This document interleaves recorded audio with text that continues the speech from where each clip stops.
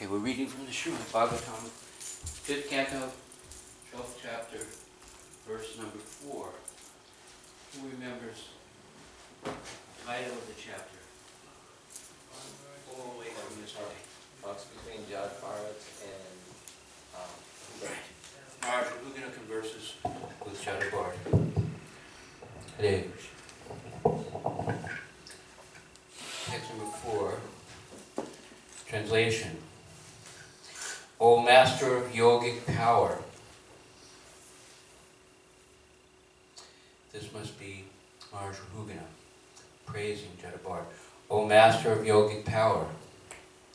You said that fatigue resulting from moving the body here and there is appreciated by direct perception. But actually there's no fatigue. It simply exists as a matter of formality. By such inquiries and answers, no one can come to the conclusion of the absolute truth. Because of your presentation of this statement, my mind is a little disturbed. Srila Prabhupada's purport is Divine Grace. Formal inquiries and answers about the bodily conception do not constitute knowledge of the absolute truth. Knowledge of the absolute truth is quite different from the formal understanding of bodily pains and pleasures. In the Bhagavad Gita, Lord Krishna informs Arjuna that the pains and pleasures experienced in relation to the body are temporary. They come and go. One should not be disturbed by them, but should tolerate them and continue with spiritual realization. Om Agyantamarandhyasya Gananjanam Shalakaya Takshuram Militam Yena Tasmai Shri Gurave Namaha. I was born in the darkness of ignorance. My spiritual master is kindly opening my eyes with the torchlight of knowledge. Let us offer our respectful obeisances unto him again and again. So we're listening in on a conversation between someone who's inquiring and from a person who has very deep spiritual wisdom. Maharaj Rahugana is inquiring from Jadapharat. This quality of being willing to ask questions, this quality of exposing our need, our hunger, our fallen condition, and allowing someone to speak into our life is completely essential if we want to go forward. We mentioned a few times this week, and it's so interesting to remember. Sheshika Prabhu was saying when he was here, I'm here to be corrected. I'm here to be corrected. I'm here to learn and grow. Growing can be painful. They call it growing pains. Expanding beyond the limits of our understanding and giving up our preconceptions is so important. In the bodily conception of life, we are conditioned. Someone is thinking, I am a woman. Someone is thinking, I am a man. I'm young, I'm old, I'm an American, I'm Indian. Sar Upadi Vinir Muktam. Shastra describes that on the platform of pure devotional service, these superficial designations are completely left behind. Our conditioning is so deep, it's so subtle in the hard drive, in the DNA of our consciousness. There is this conditioning, the bodily conception. We mentioned recently, I was visiting my mother. Everyone has conditioning. And when I went to the house, there was a television playing, and there was a football game. 80,000 people in a stadium. 80,000 people. Everyone looks at that, just like we know Krishna entered the wrestling arena, right? And everyone, based on their propensity, was looking at Krishna, but saw something different. The yogis saw him as the absolute truth. The gopis saw him as the boy next door who they loved, right? The Kamsa saw him as death, right? So Krishna saw Krishna's mother. This is my dear son. So everyone has this. This is a yogamaya, spiritual conditioning, our essential relationship with Krishna. But in the material world, our conditioning is there. So you're looking at these 80,000 people in a stadium. What do you think? Something exciting. Which team? This, that. My mother said, all of them have a mother. Oh my God. Every one of those people has a mother. Who thinks like that? Mother. Your mother, right? Do you think like that? No. Did you, in the remotest corner of your consciousness, did you think, oh, look, all of them have a mother? No. Right? And their mother is thinking about them. Oh, okay, Mom. Anyway, we have a conditioning, we have a perspective, we have a tendency according to the bodily conception of life. And spiritual culture, we're talking about culture, is a reprogramming to understand I'm not this body, therefore the pains and pleasure of this body, they come and go. It's not really a primary concern, but I am Jivera Swarupaya Nitya Krishna Das. I am a servant of Krishna, right?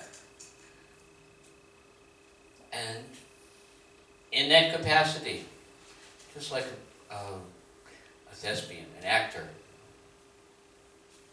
if he's a good actor, he can play the villain, right? He can play the hero. Even a male actor can assume a feminine role in a drama. He can play a small part, or he can be the star. He's subject to the script and the director. So a real servant of Krishna, when you pour water in a square container, it comes out square, right? If you put it in a round container, it comes out round. A real devotee of Krishna, Vaishnava, is willing to do anything if it will please Krishna. And set aside our conditioning and the limitations of what we prefer, what we expect. So here, as Maharaj Rahugana is being confronted, as his conditioning is being confronted, he's feeling a little awkward and disoriented because he hasn't fully taken on the spiritual consciousness. And he's inquiring so nicely from Jadabard. And Jadabard will speak to him the absolute truth. You know this term, absolute truth. And the other term? Relative truth. Right? Relative truth. How old are you? What is the temperature in the room? What's today's date? What day of the week it is? These things are so ephemeral. If you open the window, the temperature changes. If you go 200 miles north of here, it's probably colder. Based on time and circumstance, location, the relative truths are shifting. But the absolute truth applies to everyone, everywhere, at all times. It doesn't matter where you live, when you live, where you come from. Like Jesus said 2,000 years ago, as you sow, so shall you reap. Right? This is a Vedic principle. It's the absolute truth. It doesn't matter what planet you live on, what century you live in, what your birth family is. These things apply to everyone, everywhere. And so the culture, the spiritual culture, is being transferred. He's removing the obstructions and the preconceptions and the conditioning of Marjahugan. And this goes on by inquiry and hearing. If we're willing to hear, the spiritual master will help us to purify our consciousness, to understand our essential nature, to understand the culture is so interesting. Materialistic culture based on acquisition. How many pairs of shoes you have? How big your television is, you know? Based on acquisition, based on disturbing and agitating the senses. The materialistic culture is so ridiculous. Bhagavatam describes that this literature is meant to bring about a revolution in the impious life of this world's misdirected civilization. Misdirected civilization. The understanding of what's true, what's real, what's valuable. The understanding of what is to be desired and striven for, and what is to be neglected. What is the use of a civilization based on the decoration of a dead body? Right? Decorations for a dead body. Basically, people are gathering. If you go into a drugstore, there's a makeup section, you know, aisle after aisle of soaps and lotions and different kinds of paint and cosmetics and fragrances that you can smear on your body, which is basically something that's falling apart. So much endeavor, so much of the economy is based on that. One of my aunts was looking at one of my uncles, and she said, "Oh, actually they were twins." And she said, "Oh, you're getting some gray. If you go to the store, they have this." He said, "Oh my God," he said, "You women, if they weren't women, everybody would go out of business. All these things they sell, we don't. But it's not women or men. Everyone is sold on these things that we really don't need. Some things we need. Bhagavatam describes earth is needed to produce vegetables. Water is needed. Space, a certain amount of space is needed for mental health, it describes. We should take what we need in order to serve Krishna. And this is the reality of the situation. And everything can be used to serve Krishna. We mentioned recently I was going over the Manhattan Bridge. You know this bridge, Manhattan Bridge? You've been over it recently? It took them 14 years to build it, right? It's made out of steel. Gigantic steel girders and steel cables and cement. And as I was driving, I was thinking, this is illusion? How can this be illusion? Look at how big it is, and look at how strong it is, and look at how durable, you know, and profoundly, you know, solid it is. How could this be? The illusion is, this is not for sense gratification. We go on this bridge to serve Krishna in Brooklyn, right? This is the illusion. This is the reason that people are bound up. Bound up by the modes of material nature. And it's so tragic to see someone bound up by the modes of material nature. Their every breath, their every step, all the things that they do with their time, and their churning mind full of desires is bringing them deeper and deeper into karmic debt. And they will suffer. There's a price to pay. I love that little song David Pine sings. You got more than you need. My God, what are you thinking? You got more than you need. Take a good look at yourself. You got more than you need. My God, what are you thinking? You got more than you need. Don't you know there's a price to pay? Right? There's a price to pay for all those things, every single thing that we do. What's that verse?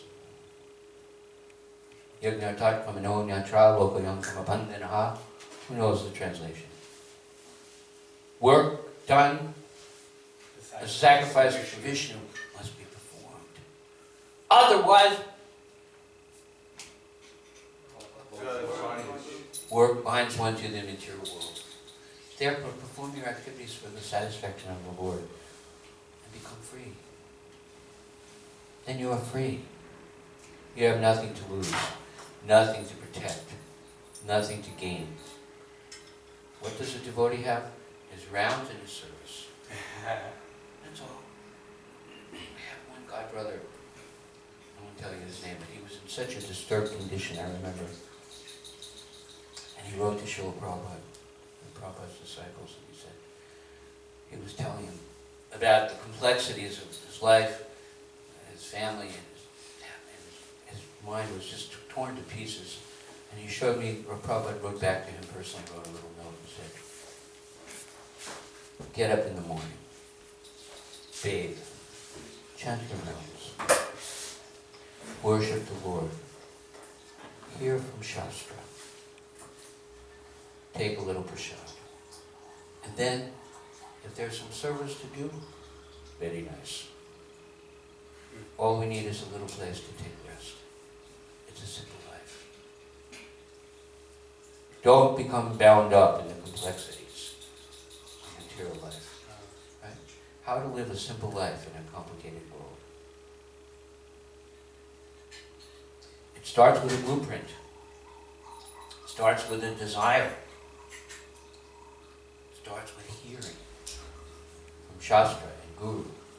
This is the truth. This is what is good. This is what will help you. This is what will empower you to help others. This is what will please the Lord. How wonderful is Krishna? How wonderful is Krishna? Please. How wonderful is Krishna? How wonderful is Krishna? How wonderful is Krishna? With an exclamation point. It's not a question. How wonderful is Krishna? That he cares enough to call us out of this dream, this bad dream, the darkness, confusion, material desires. So, we have questions or comments? Angles of vision? Please. Can't really go public, always ask the best questions. Well, no, I just wanted to see if you could repeat the question, because the word vyavahāra there, that is, Prabhupada translates it as formal, but is what it's all. It can also be translated, as you were saying, as like relative truth. So when Based on etiquette alone, Srila Prabhupada uses that translation. Based on etiquette. Yeah. So I just wanted to hear again the question that Prabhupada was posing Jayapara. He was saying that he was uncomfortable with this idea that there's something beyond the bodily conception. That there's something more important. And giving up his conditioning was awkward for him. So he wanted to hear more. Srinvitam svakatha Krishna punya shravana kirtana vidyantasto vabharani virinoti surinsata. Right? The Supreme Personality of Godhead, the Paramatma, the Super Soul, in the heart of every living entity, cleanses the desire for material enjoyment from the heart of one who relishes his messages. This is a purifying process to rid us of our material conception, the conditioning, based on conventional etiquette. He's expressing that he's a conditioned soul, and he's asking to be spoken to again and again. It has a residual effect. It has a cumulative effect to hear the truth. Satam prasangam nam viryasam. What is it? Bhavanti vikandrashayana kata. You know that verse? To hear the words of the sat. To hear the words of the pure devotee. To hear the words of absolute truth is appealing to the ear and satisfying to the heart. Open your heart. Allow yourself to be exposed to the teachings of Shastra. Srila Prabhupada would say, please try to understand. Does that answer your question? Or do you... Maybe you could respond to your own question. No, it's just the reading itself, of the question. says here, talking about bodily fatigue, the pains and pleasures of the body, is actually there is no fatigue. It simply exists as a matter of formality. And in the word-for-word translation, Prabhupada said, whose basis is etiquette alone. It's something you do because you're supposed to do, because everybody else does it, or because a misdirected civilization is setting that as a standard for what is desirable and what is good and what is important. But you're saying, don't do that? Well, how can I give up my habit of acting for what feels good? The verses leading up to this deal with the mind. And the mind is always thinking, I like it, I don't like it, I like it, I don't like it, I like it, I don't like it, I like it, I like it, I don't like it, I don't like it, I like it, I don't like that. The mind is me, me, me, me, me, me, me. My senses are pleased, my senses are not pleased, I do what I like, I don't do what I don't like. And he's saying, no, no, no, no. That's ridiculous.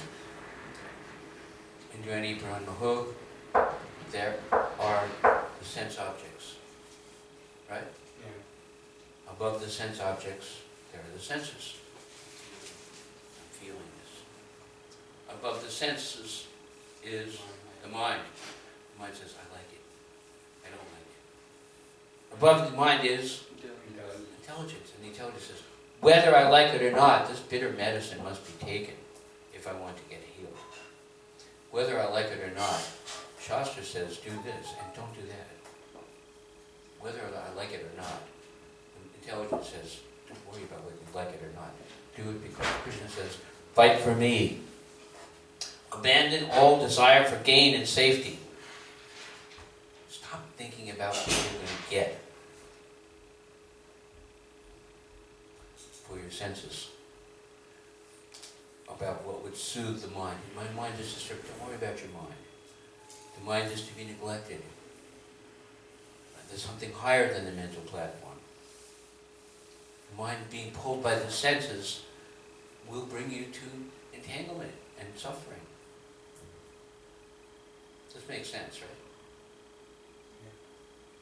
That's the point. Who are you going to listen to?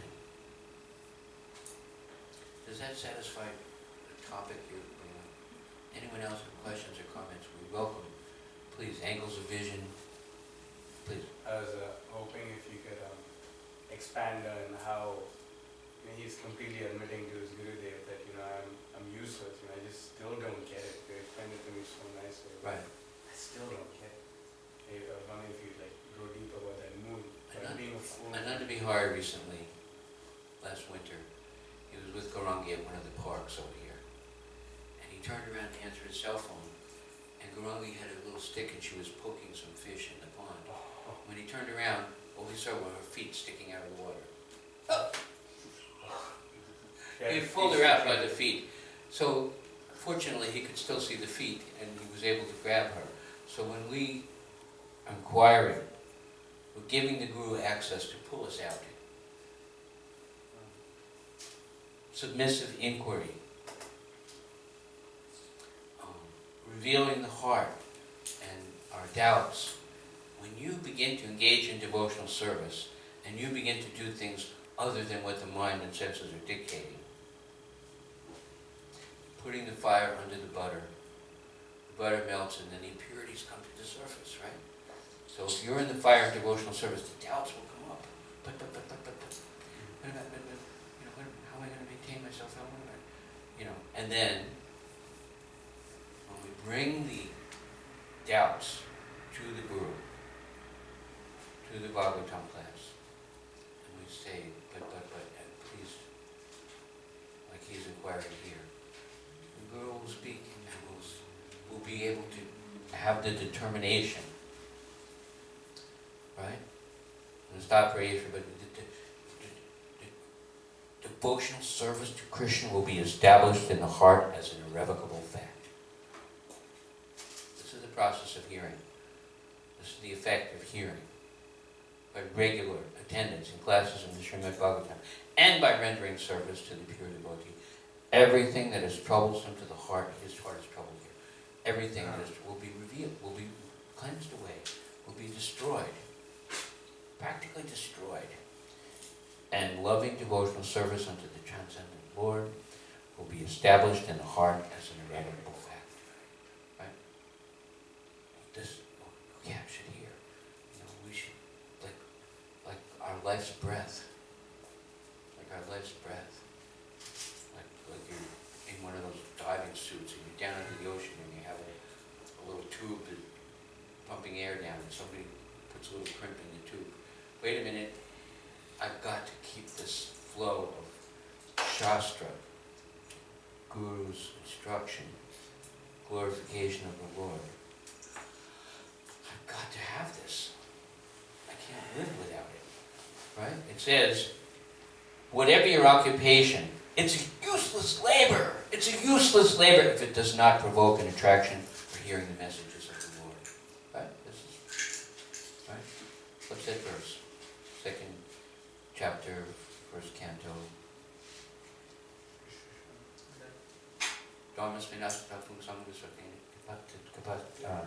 What is it? Is that it? Yeah, Right. Whatever your occupation, it's a useless labor if it does not provoke an attraction for hearing the messages of Vasudeva. Right? When you engage in devotional service, it provokes an attraction. I've got to hear it if I'm going to go swimming against the current in the material world.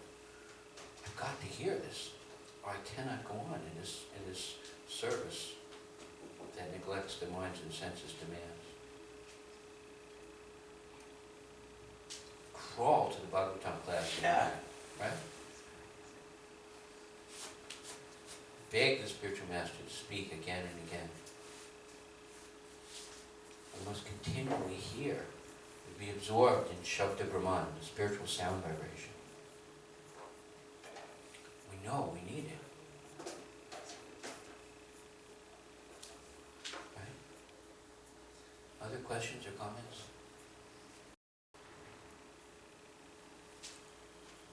Please. One interesting thing that I found with this verse is that it's talking about how a person, can, like the Gyanis, they're trying to say like, okay, so this is not absolute and this is absolute, and trying to like distinguish between what is eternal and what is not eternal, like that.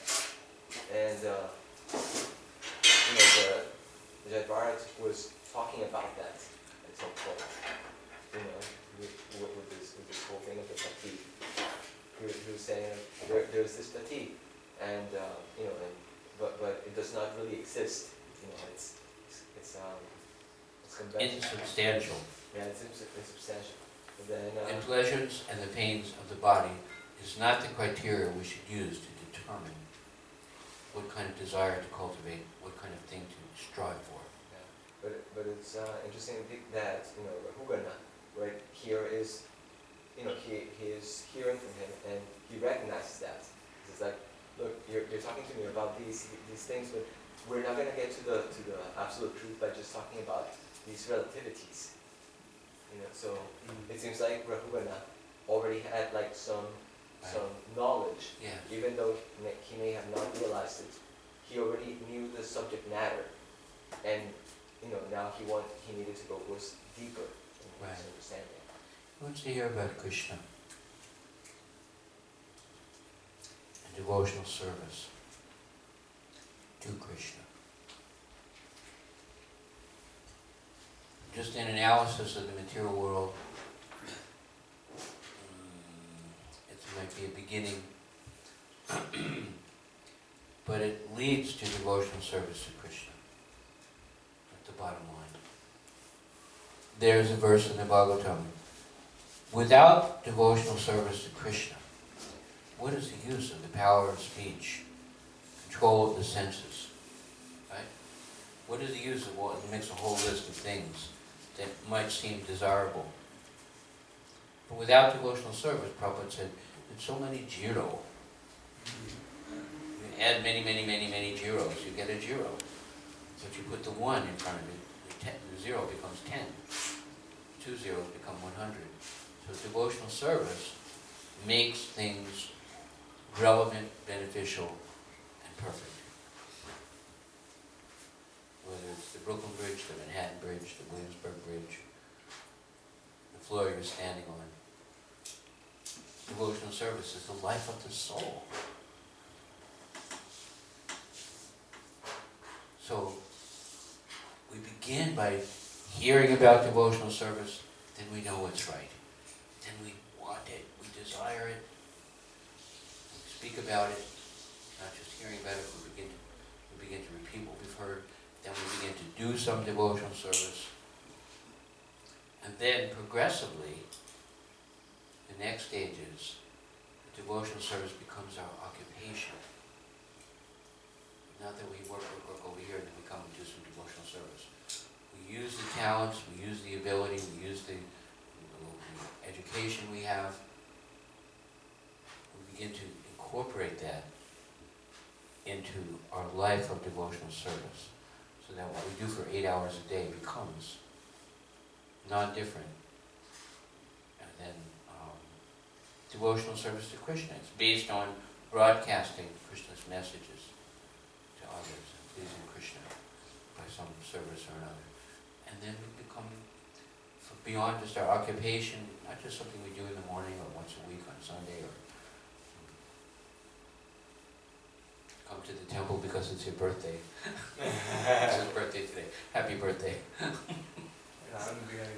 Huh? Nanda Bihari's birthday today is very auspicious. Should all fast until breakfast. Are there any other questions or comments? Yes, please. Generally, like for people who have moved into a temple, and are living an ashram life, and it was certainly the case back in the 60s when all the anybody who wanted to be part of the Hare Krishna movement had to move into the temple. They didn't have to. That's what Prabhupada was called. He was introducing the concept of and Krishna continue to bless you with your devotional service. He was introducing the concept of discipleship, of full-time service, which in this country was, an alien concept. And people felt that it was so radical that people would move in the temple, change their hairstyle. But my question is what about the people who are now having a job outside? Sometimes you can dovetail that job towards Krishna consciousness. Prabhupada said yes. Okay, so give 50% of your income to the support of the preaching effort. The Christian thing is supposedly at least tithe, at least 10%. But so Prabhupada said so work. If you have and there are exceptions to everything. Some people Prabhupada said keep your job and give all your earnings and support the temple and the preaching. But he was always calling people to figure out how to progress toward.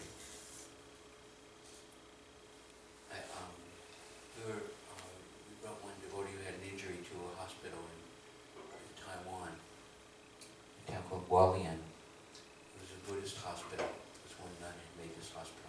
On every ward, there was an altar. There was nothing but vegetarian food that had been offered to the Lord, served in the hospital. And the entire staff were devotees. And it was like a gigantic hospital.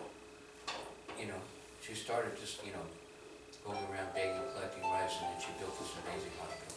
But anything could be spiritualized if the intention behind it is to share our faith in Krishna, is to please Krishna.